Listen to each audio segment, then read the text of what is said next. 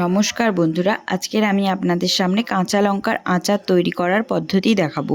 এই আচারটি ভাত, রুটি কিংবা পরোটার সাথে খাওয়া যেতে পারে। আমরা এখানে 1 কেজি কাঁচা লঙ্কা ব্যবহার করেছি। বাজার থেকে টাটকা কাঁচা লঙ্কা কিনে এনে ভালো করে ধুয়ে নিতে হবে, কারণ জল থাকলে আচারটি তাড়াতাড়ি নষ্ট হয়ে যাবে। লঙ্কার বোখাগুলোকে ছাড়িয়ে নিলাম। এরপর লঙ্কাগুলোকে মাঝখান থেকে কেটে নিলাম, যাতে লঙ্কার মাঝখানে মশলাগুলো ভালোভাবে যায়। এরপর মৌরি, জিরা 2 চামচ, মেথি, কালো জিরে সাদা ও কালো সর্ষে, জোয়ান, ধনে হালকা আঁচে ভেজে নিয়ে মিক্সিতে আধ ভাঙা করে গুঁড়ো করলাম। তারপর একটি পাত্রে সর্ষের তেল গরম করলাম।